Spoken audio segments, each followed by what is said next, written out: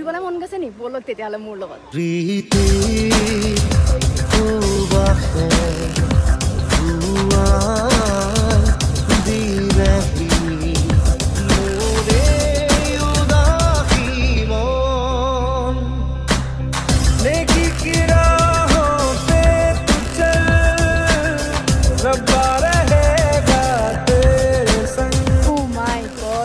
মানে এইখন দেখোঁতে যদি পগলা হৈ গৈছে তেতিয়াহ'লে আৰু এইটোৱে খতম নহয় আৰু আছে গাইছ আৰু আছে